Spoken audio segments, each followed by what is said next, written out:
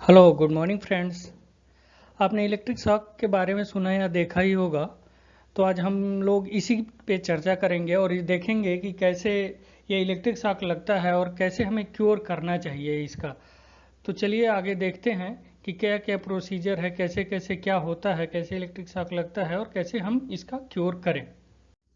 तो हम यहाँ 3 टॉपिक के बारे में डिस्कस करेंगे। फर्स्ट टॉपिक में देखेंगे कि इलेक्ट्रिक शॉक क्या होता है, कैसे हमें इफ़ेक्ट करता है। सेकेंड में देखेंगे कि हम कैसे इससे सेफ रह सकते हैं, क्या करें कि हम सेफ्टी से बच सकते हैं शॉक से। और तीसरा हम देखेंगे कि अगर किसी को इलेक्ट्रिक शॉक लगता है तो उसके ड्यूरिंग ही या शॉक लगने के बाद हम उसकी सेफ्टी के लिए हमें क्या करना चाहिए उसको बचाने के लिए। तो हम इन सब चीज़ों में डिस्कस करेंगे आज। हमारे जितने भी इलेक्ट्रिकल इक्विपमेंट होते हैं वो इलेक्ट्रिक सप्लाई से चलते हैं। उसमें करंट और वोल्टेज अवेलेबल होता है, जो पावर P/VI का स्पाई उसको पावर बोलते हैं, तो पावर से चलता है। तो हमेशा करंट और वोल्टेज उस इक्विपमेंट पे अवेलेबल रहता है। तो अगर इक्विपमेंट ऑन है, चल रहा है, तो उसमें करंट फ्लो होता है। अगर हम किसी बाय द वे किसी वजह से उस जो करंट ड्रा हो रहा है वो हम उसके कांटेक्ट में हम आ जाते हैं तो हमें इलेक्ट्रिक शॉक लगता है। इलेक्ट्रिक शॉक हमें हमारे घर पे भी लग सकता है। और कोई घर पे जैसे हम स्विच ऑन करते हैं, ऑफ करते हैं, या हमारे प्रेस होते हैं उसको टच कर रहे हैं, मोटर होती हैं इलेक्ट्रिक मोटर, अगर किसी वजह से उसके बॉडी में करंट आ रहा है तो वहाँ से हमें शॉक लग सकता है। इसी तरह मैन्युफैक्चरिंग इंडस्ट्री में हैं, अगर हम प्रॉपर उसके टूल एंड टैकल नहीं लिए हुए हैं, टूल्स नहीं पहने हुए हैं, ग्लव्स नहीं पहने हुए हैं और काम कर रहे हैं, तो कहीं भी कंडक्टर अगर ओपन है तो उसके थ्रू हमें शॉक लग सकता है। कोई कंस्ट्रक्शन साइट है जैसे जहाँ सिविल का काम हो रहा है तो वहाँ बहुत सारे वेल्डिंग और वो सब काम होते रहते हैं, तो वहाँ पे भी कंडक्टर ले होता है ज़मीन पे, तो वहाँ पे हमें शॉक लग सकता है। और कई बार हमने देखा होगा कि जैसे कोई लाइन जा रही होती है तो वो उसका कंडक्टर टूट के ज़मीन पे गिरा होता है। और या कहीं भी किसी साइड पे हम घूम रहे होते हैं जहाँ पे कंडक्टर नीचे पड़ा होता है जिससे करंट फ्लो होने के चांसेस होते हैं, तो उसके संपर्क में हमें नहीं जाना चाहिए, हमें ध्यान देना चाहिए, वहाँ हमें शॉक लग सकता है। तो नॉर्मली किसी ओपन वायर को टच करने से, अगर हम घर में ड्रिल कर रहे हैं, ड्रिल के कारण वो जब ड्रिल मशीन किसी कंडक्टिव करंट कैरिंग कंडक्टर पे आ जाता है उसके कारण हमें लग सकता है। जो कोई एक्सटेंशन कार्ड हम यूज करते हैं उसकी एक्सटेंशन कार्ड की एक कैपेसिटी होती है, उससे ज़्यादा अगर आप इक्विपमेंट उसमें लगा देंगे तो उसके कारण वो बर्न आउट हो सकता है, आपको शॉक लग सकता है। और अगर इलेक्ट्रिक प्रेस को टच करके आप हीट सोच रहे हैं कि हीट हुआ है कि नहीं, तो ऐसा नहीं करना चाहिए, हमें दूर से हल्का सा देख लेना चाहिए गर्म हो रहा है कि नहीं। और ऑपरेशन के टाइम अगर हम इंसुलेशन कोई स्लीपर नहीं पहने हैं और वेट फिंगर से हम टच कर रहे हैं स्विच को, तो वहाँ पे हमें शॉक लग सकता है। तो इस पे हमें ध्यान देने की ज़रूरत है, हमें कॉन्शियसली हर इलेक्ट्रिकल से रिलेटेड बहुत सारे चीज़ों को कॉन्शियसली ड्राइव करना चाहिए। अब हम देखते हैं कि हमें शॉक लगता कैसे है। जैसे मान लो आप कि ये कोई इलेक्ट्रिकल इक्विपमेंट है, तो यहाँ पे घरों में जहाँ पे जो भी इलेक्ट्रिकल इक्विपमेंट है जो एक फेज और न्यूट्रल से चलता है, तो एक फेज होता है, एक न्यूट्रल होता है, और न्यूट्रल जो है ग्राउंड होता है। नॉर्मली आपने देखा होगा घरों में कम ही ग्राउंड रखते हैं, तो आज ट्रांसफार्मर के पास तो ग्राउंडिंग की हुई रहती है उसके न्यूट्रल पॉइंट की। तो जब भी क्या होता है कि अगर किसी कारण से उसका फेज वायर जो है किसी तरीके से उसके बॉडी से टच कर जाता है, और बॉडी अगर कंडक्टिव पार्ट है, तो क्या होता है कि आप जब भी उसको टच करोगे तो एक करंट का एक पार्ट आपके अंदर से फ्लो होगा और वो फिर ग्राउंड में चला जाएगा। आपके थ्रू वो करंट ग्राउंड होगी जो उस इक्विपमेंट के बॉडी पे अवेलेबल है। तो ये आपके थ्रू वो ग्राउंड हो जाएगी, क्योंकि उसको तुरंत ग्राउंड होने के लिए कोई मीन्स मिल नहीं रहा है जो बॉडी पे इसके करंट है।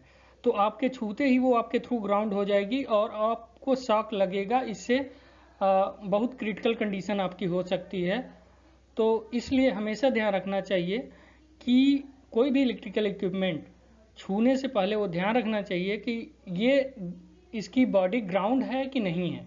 अब एक ग्राउंड कैसे होती है और सेफ कैसे करता है, आपको आगे देख। तो सेकेंड पॉइंट में हम ये देखेंगे कि कैसे हम सेफ रह सकते हैं इलेक्ट्रिक शॉक से।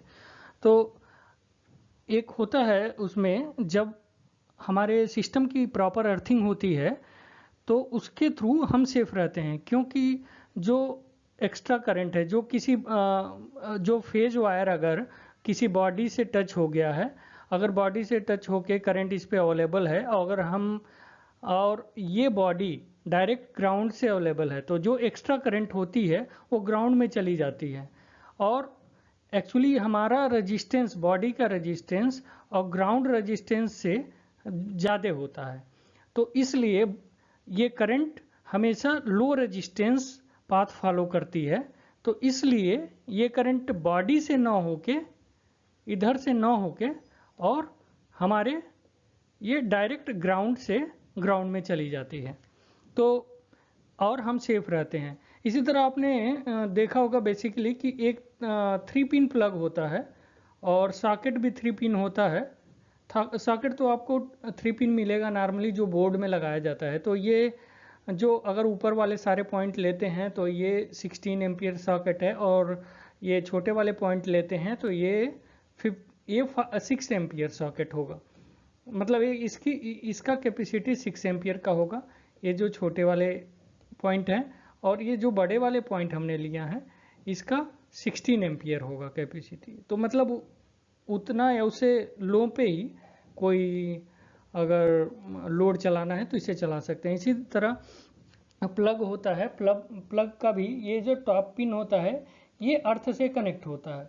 और जैसे कोई भी ये जो प्लग है ये जिस भी इक्विपमेंट के साथ कनेक्ट रहेगा, प्रेस हो या वॉशिंग मशीन हो, फ्रिज हो, एसी हो, गीजर हो, तो ये अगर इसमें कोई भी एक्स्ट्रा करंट होगी उस इक्विपमेंट की, तो ये इसके थ्रू वो ग्राउंड में चला जाएगा और हमें शॉक नहीं लगेगा अगर इक्विपमेंट को टच भी करते हैं तो हम इस पे आप देखेंगे ध्यान से, तो यहाँ पे अर्थिंग का सिंबल बना होगा।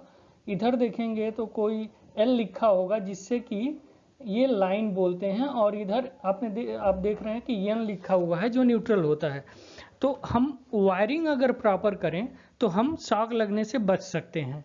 तो हमेशा ध्यान रखना चाहिए कि अगर कोई इक्विपमेंट जितने लोड की है उतने ही लोड से कम के, मतलब उस इक्विपमेंट का जो लोड है उससे ज़्यादा का रेटिंग का कोई भी इक्विपमेंट उस पर इलेक्ट्रिक इक्विपमेंट यूज करना चाहिए, चाहे सॉकेट हो, प्लग हो, एमसीबी हो, नहीं तो हमें वो बर्नआउट और शॉक लगने के चांस ज़्यादा हो जाते हैं।